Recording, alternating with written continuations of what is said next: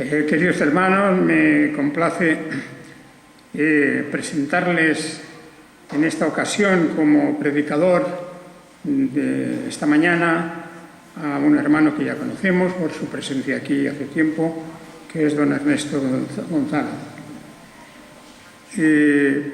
Nos alegra mucho su presencia asidua, el saber que su presencia en esta iglesia se debe a su deseo de escudriñar más las Escrituras, y creemos que el tiempo que ha estado entre nosotros ha sido de provecho tanto para él como para nosotros. Él tiene una cierta experiencia ya en comunicar la palabra del Señor, de manera que le damos la bienvenida aquí a este púlpito y deseamos que el Señor le guíe en su palabra.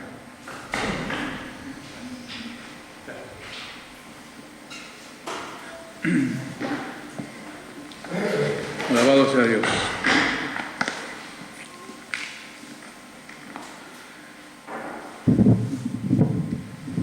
Ciertamente que es un gozo compartir con vosotros la palabra del Señor, y no solo hoy, sino la compañía que domingo tras domingo disfrutamos de esta coinonía, de este tiempo de adoración juntos al Señor.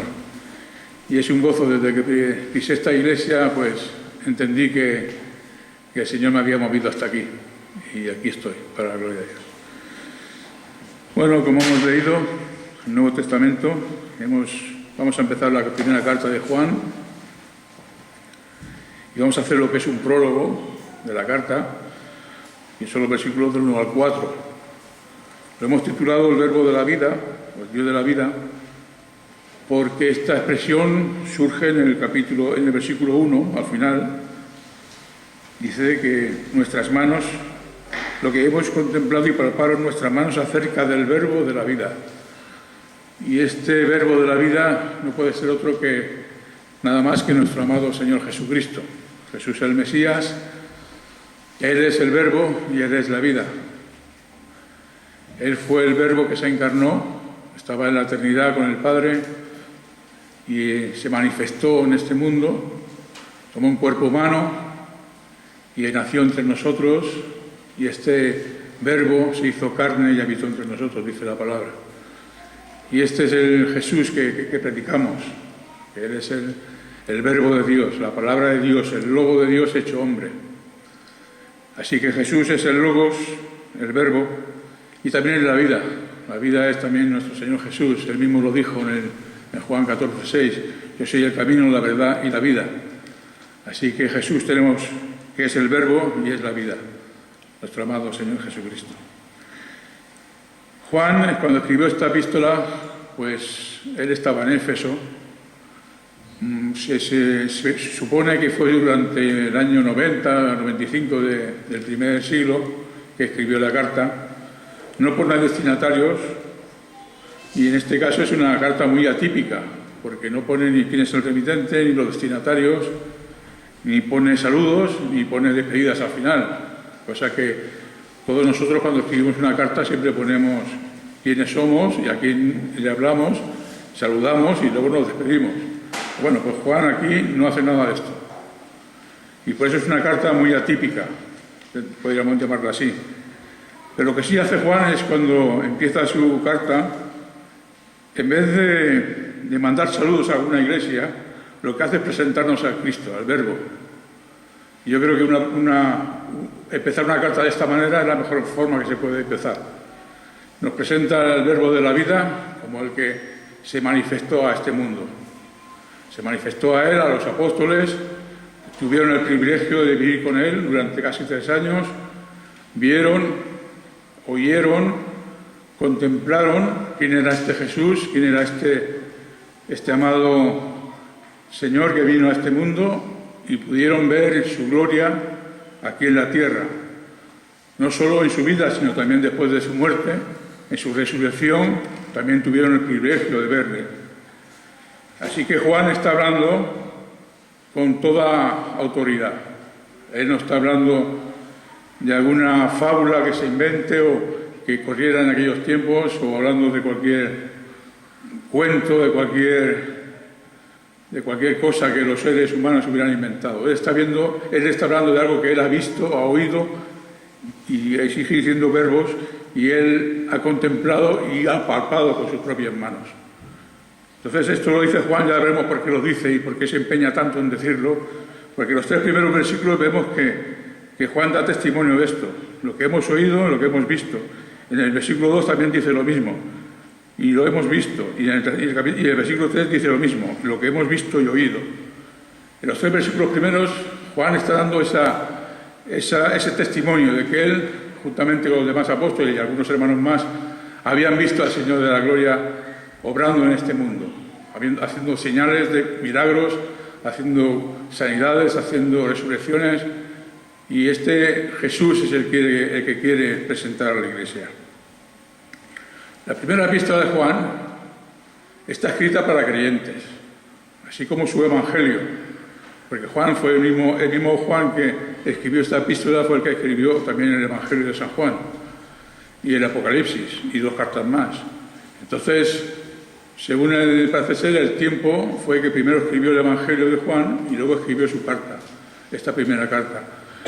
Y esto tiene mucho que ver, porque sabemos que el Evangelio, el propósito de escribirlo fue que los incrédulos se pudieran convertir yendo a las señales que Jesús hacía. Y dice en Juan 20, 30 y 31, dice que estas señales hacía Jesús para que aquellos que las vieran se pudieran arrepentir y pudieran creer que Jesús era el Cristo, el ungido, y pudieran tener vida en su nombre. El propósito del Evangelio era ese, era predicar a los incrédulos y hacerles ver que Jesús era el Mesías, el ungido, el enviado de Dios. Pero la epístola está escrita ya para creyentes, es decir, que muchos de aquellos que habían leído ya el Evangelio, a muchos se habían convertido, y ahora ya Juan les va a hablar de otra manera, les habla a través de esta carta. Y de esta manera empieza Juan hablándoles de la vida, de la manifestación de la vida en Cristo Jesús.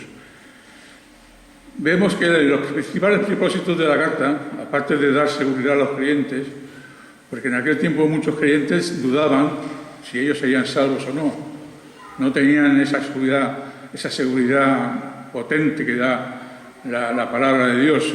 Tenían en cuenta que ellos no tenían el Nuevo Testamento, ellos no podían consultar la palabra de Dios. Nosotros podemos hacerlo, podemos ir a la palabra, al Nuevo Testamento y leer y estudiarla, pero ellos no tenían esa opción.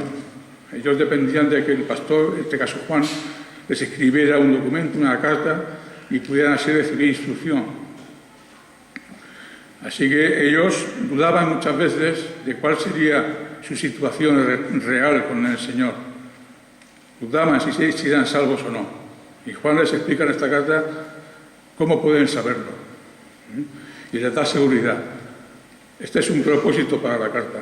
Y otro propósito es que en aquel tiempo, como decía que no había Nuevos Testamentos, se estaban levantando una serie de falsos profetas, de falsos maestros que tenían doctrinas falsas, y Juan lo que hace es descubrirlos y refutar esas doctrinas falsas. Y Juan, a través de esta carta, lo que hace es advertir a los creyentes verdaderos que no se dejaran seducir por estos falsos maestros. Más adelante veremos que Juan les llama a estos falsos maestros, les llama anticristos. De esta manera vemos que tiene estos dos propósitos principales.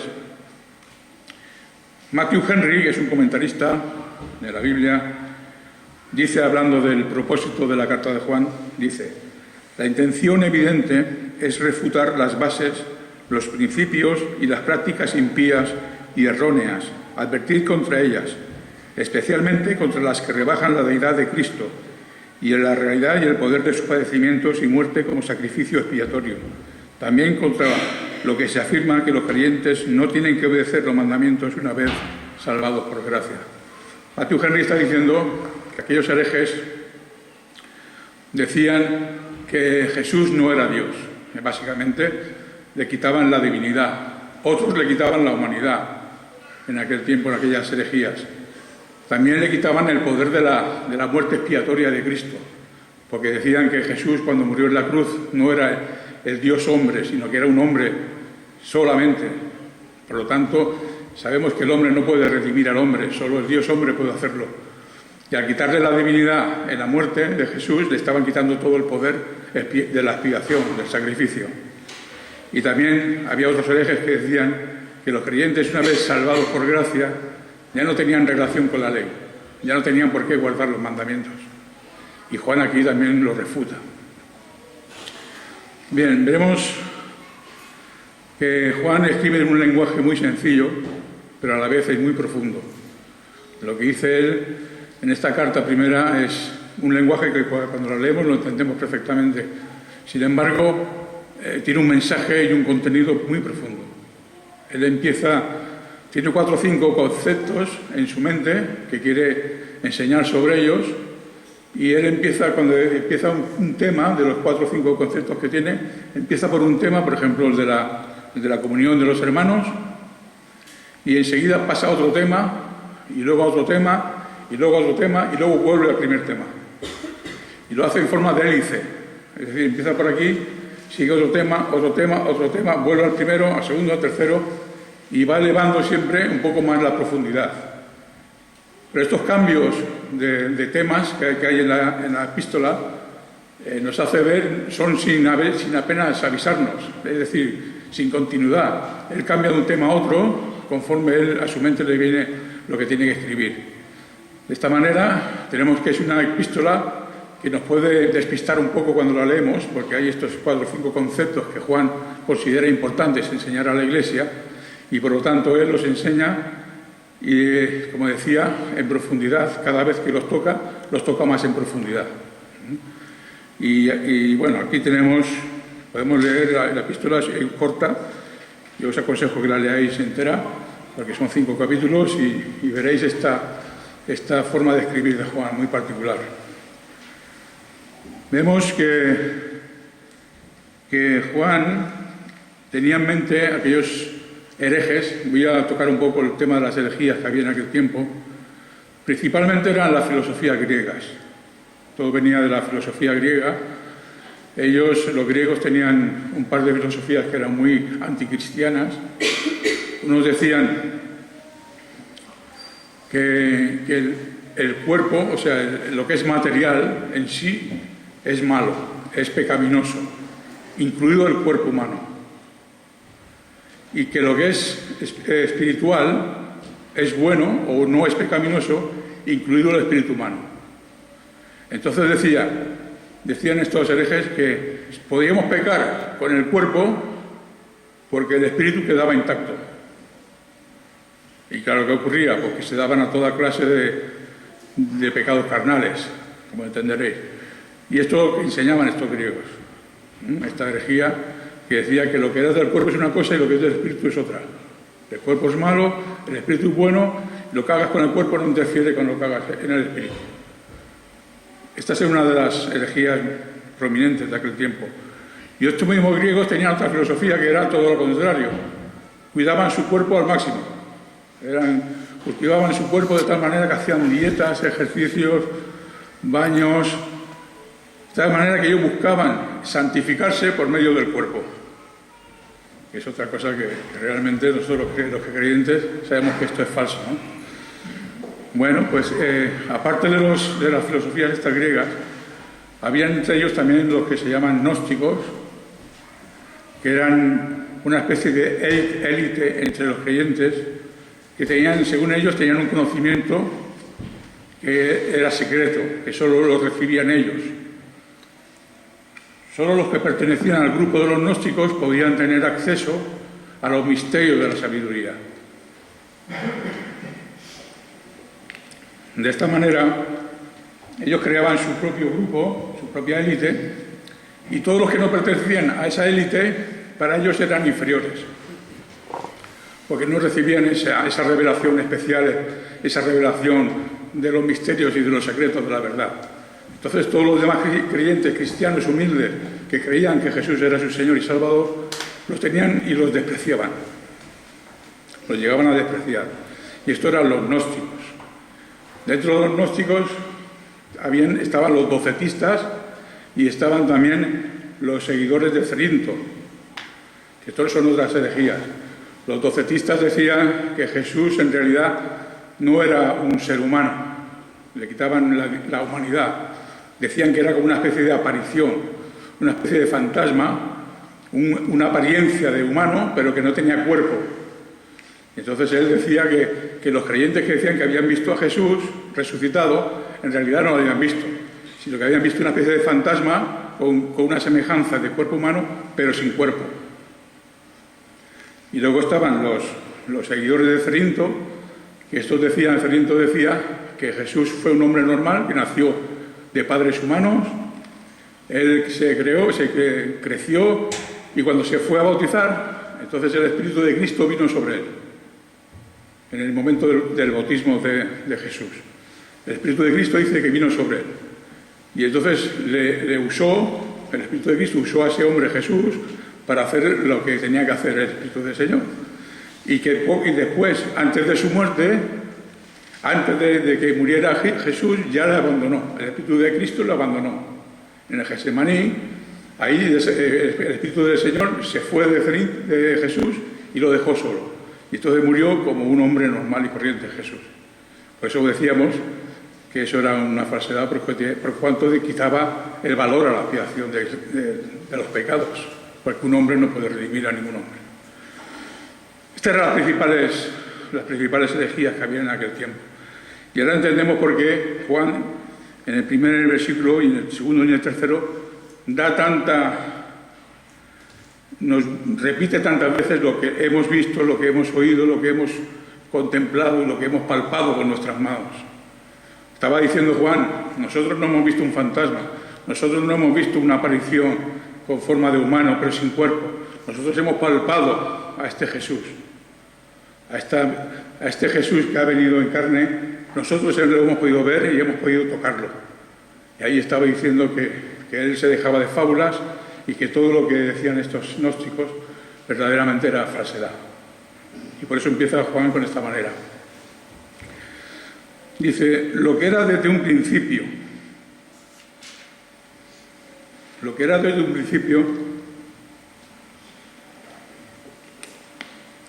es el verbo. El verbo hemos dicho que es la palabra, el logos, y en el verbo está la verdad. Decíamos que Jesús es la verdad y la vida. Entonces, la verdad estaba desde un principio. La verdad es eterna, no es mutable, es inmutable. Entonces esa verdad se manifestó, vino a este mundo a enseñarla a los seres humanos. Y esta verdad, que ya era desde un principio, es la misma que se predicó hace 2000 años, es la misma que se predica hoy y es la misma que se predicará de aquí a 100 años o 200 años si Jesús no viene antes. Entonces estamos hablando de que esta verdad es inmutable. Entonces lo digo porque hay muchas iglesias hoy en día que tratan de tener nuevas revelaciones de la verdad. Piensan que por medio de sueños, por medio de visiones, por medio de confirmaciones de hombres que dicen que son profetas, ellos van conociendo una revelación especial que solo ellos pueden tener. Hay iglesias que buscan la verdad de esta manera, en vez de acudir a la palabra de Dios, en vez de acudir a nuestra palabra bendita del Señor. Entonces, no tenemos que esperar nuevas revelaciones, toda está escrita. La revelación de Dios es eterna, es la misma desde la eternidad pasada y lo será hasta la eternidad futura. Y ahora que estamos en este mundo, pues también la verdad sigue siendo una. ¿Ven?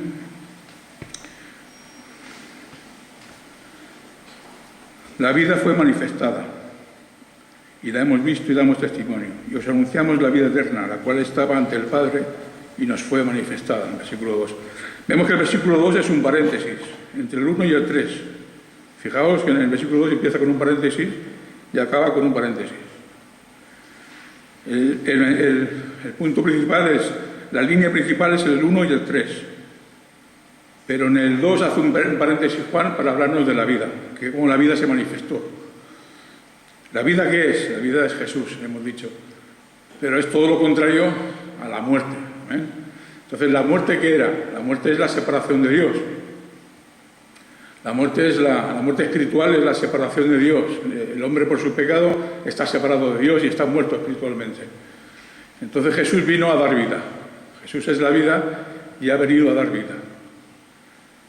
Acordaos de Adán y Eva, cuando estaban en el huerto, cuando Dios se paseaba con ellos al atardecer, que había una comunión íntima entre Dios y la primera pareja humana. Ahí estaba la comunión íntima de Dios con el hombre. Sabemos que pecó Adán y Eva y esa intimidad quedó rota, esa comunión quedó rota por completo. Ya no hubo más acceso a Dios de una manera íntima, solo por medio de sacrificios. Pero vemos entonces que Jesús vino a dar vida, precisamente a cambiar todo esto. Él vino a que aquellos que están muertos en sus pecados y delitos y pecados puedan recibir de nuevo la vida y puedan de nuevo tener comunión íntima con Dios, el Padre. Y esto es lo que Juan está diciendo aquí. Aquella vida fue manifestada y la hemos visto y damos testimonio y os anunciamos la vida eterna, la cual estaba ante el Padre y nos fue manifestada. Juan da mucho valor al testimonio.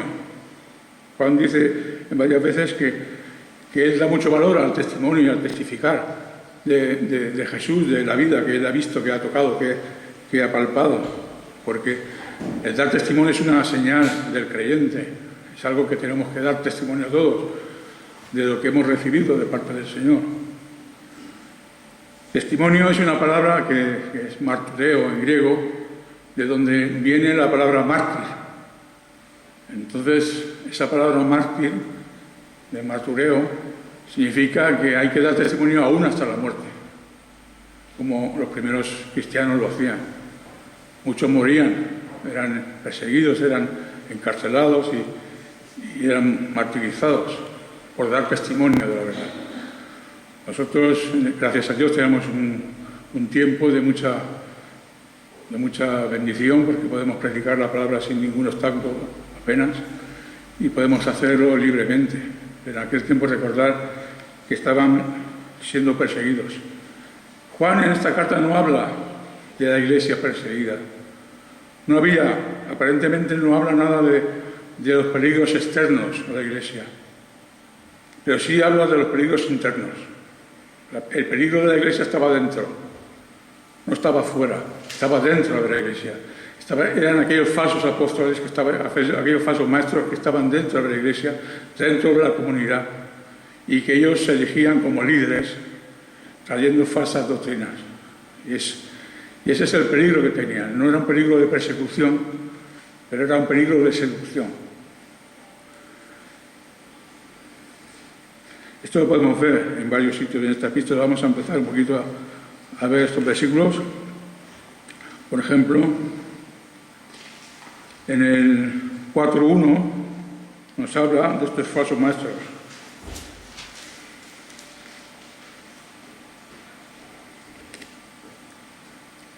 Dice: amados, no creáis a todo espíritu, sino probad los espíritus, si proceden de Dios, porque muchos falsos profetas han salido al mundo. Luego en el 2.18 dice la palabra: hijitos, ya es la hora postrera, y según habéis oído que el anticristo viene, así han surgido ahora muchos anticristos, por lo cual sabemos que es la hora postrera. Juan llama anticristos a estos falsos profetas, a estos falsos apóstoles. En el 4.3 vuelve a repetir Juan: y todo espíritu que no confiesa a Jesús no procede de Dios. Y este es del anticristo, del que habéis oído que viene y ahora ya está en el mundo. Vuelve a llamar al anticristo a todo aquel que no confiesa que Jesús es el Mesías, que no confiesa que Jesús es de Dios, es Dios. Y en el 2.26 dice: os estoy escribiendo esto sobre los que os intentan engañar. Es decir, que habían engañadores en aquel momento. En la iglesia estaban seduciendo a muchos creyentes a que se apartaran de la doctrina verdadera. Aquí tenemos en 4 versículos un poquito unos rasgos principales de esta epístola en cuanto a la lucha que tenía Juan contra estos falsos maestros. Bien, Juan es un hombre que al escribir la carta es muy radical. Para él no existe el gris, él es blanco o negro. Él no viene con medias tintas. Él dice lo que es blanco y lo que es negro es negro. Él no tiene ningún color intermedio. Él no mezcla el blanco con el negro para nada. Lo vemos en 2.15. 2.15 dice: no améis al mundo ni las cosas que hay en el mundo. Si alguno ama al mundo, el amor del Padre no está en él. Es decir, si amas al mundo, no digas que amas a Dios, porque son incompatibles. O es blanco o es negro. No puedes amar a Dios y al mundo al mismo tiempo. Luego dice, en el 2.22, ¿quién es el mentiroso? Sino que el que niega que Jesús es el Mesías. Este es el anticristo, el que niega al Padre y al Hijo. Todo el que niega al Hijo tampoco tiene al Padre. El que confiesa al Hijo también tiene al Padre. Está diciendo, si no tienes al Hijo, no tienes al Padre. No puedes decir que tú tienes al Padre sin tener al Hijo. Eso es mentira. Juan es así de claro. Él no dice, bueno, hay un poquito ahí intermedio. No, aquí no hay. Juan dice, o si no tienes al Hijo, no puedes tener al Padre. En el 3.9. Todo el que es nacido de Dios no practica el pecado, porque la simiente de Dios permanece en él y no puede pecar, pues es nacido de Dios. Está diciendo que si tú eres nacido de Dios no puedes practicar el pecado. ¿Más claro? Eso lo dice Juan. Es blanco o es negro. Si eres de Dios no puedes practicar el pecado. No dice que no podamos caer en pecado. Dice practicar. Vivir una vida de pecado. Eso es lo que está diciendo Juan. Todos estamos expuestos a caer en cualquier momento en un pecado. Pero lo que Juan está diciendo aquí es vivir continuamente en el pecado. Eso dice, el que practica el pecado no es nacido de Dios. Juan es así, o blanco o negro. No podemos decir, bueno, yo soy de Dios, pero mira, yo sé que todo es blanco en el Señor, pero un poquito de negro no pasa nada, porque casi es como blanco. Y nos acostumbramos a tener ahí un gris muy blanquecino, pero que no es blanco, porque estamos mezclando negro también.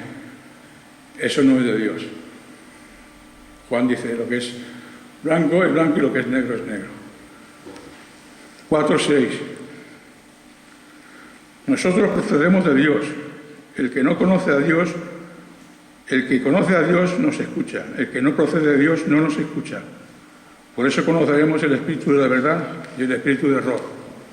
O estás en la verdad o estás en el error. No hay más. O sea que vemos que Juan es un hombre muy directo, no va con rodeos. Él expresa las cosas como él las ve y como el Espíritu Santo le inspira, y así lo dice. Vemos que Juan tiene, como hemos dicho, habla de los herejes y les llama anticristos y les llama, bueno, de varias formas, y pareciera ser que Juan era un hombre muy duro, y sí que lo era, contra los que eran contrarios, eran contrarios a la verdad del Hijo de Dios. Sin embargo, para con los creyentes, Juan era un hombre todo ternura. Él dice más de 9 veces la palabra hijitos, hablando de los creyentes. Más de 9 veces en la epístola dice hijitos. Y 5 veces dice amados. Se refiere a los creyentes. Cuando habla así, solo está hablando de los creyentes. Así que vemos que Juan, por un lado, es capaz de llamar anticristos a los falsos maestros, es capaz de dejarlos a la altura del betún, y sin embargo, cuando habla de sus hijos, de los creyentes verdaderos, les llama con una ternura de un pastor ya anciano, de un pastor ya que ha tenido mucha experiencia en el Señor y que sabe que ese amor que los une por medio de Jesús, y le dice hijitos y amados. Ahí vemos la ternura de este hombre, de este hermano, de este pastor ya anciano. Este es Juan. En 2.19 vemos algo que en aquel tiempo era muy alarmante. Dice la palabra: salieron de nosotros, pero no eran de nosotros, porque si hubieran sido de nosotros, habrían permanecido con nosotros, pero salieron para que se manifestara que no todos son de nosotros. Aquellos seductores, aquellos engañadores, aquellos falsos maestros intentaban seducir a los verdaderos creyentes, y muchos se iban tras estas enseñanzas anticristianas. Y muchos se preguntaban, en la comunidad cristiana se preguntaban: bueno, ¿y estos que se van, qué ocurre con ellos? ¿Son cristianos o no son cristianos? ¿Son salvos o no son salvos? Y Juan les responde de esta manera: salieron de nosotros, pero no eran de nosotros.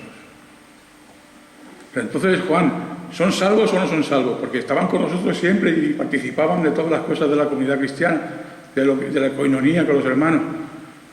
¿Eran salvos o eran salvos ahora o no? Y Juan les dice: si hubieran sido de nosotros, habrían permanecido con nosotros. Pero salieron para que se manifestara que no todos son de nosotros. Está diciendo Juan que aquellos que se iban de la iglesia y la abandonaban y se iban a esas enseñanzas anticristianas no perdían su salvación.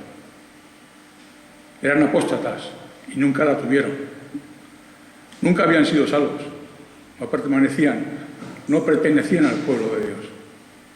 No eran creyentes que luego renegaban de la verdad. Es simplemente que no eran creyentes. Nunca lo habían sido. Y por eso abandonaban la iglesia. Eso es lo que está diciendo Juan. Los apóstolas que se iban nunca eran de nosotros, nunca habían sido de nosotros. No eran cristianos verdaderos. Voy a acabar el tema porque ya me queda un poco más de dar y ya está. Dice el versículo 4: y estas cosas os escribimos para que nuestro gozo sea completo. Juan dice: lo que os escribo, y que lo que estamos estudiando hoy, todo lo que hay en su epístola, lo que os escribo es todo lo que hay en la epístola. Todo lo que hay en esta carta es lo que está hablando Juan. Estas cosas, todo lo que está en la carta, os escribimos para que nuestro gozo sea completo. La palabra de Dios muchas veces duele, muchas veces toca lo más profundo de nuestro corazón y nos hiere.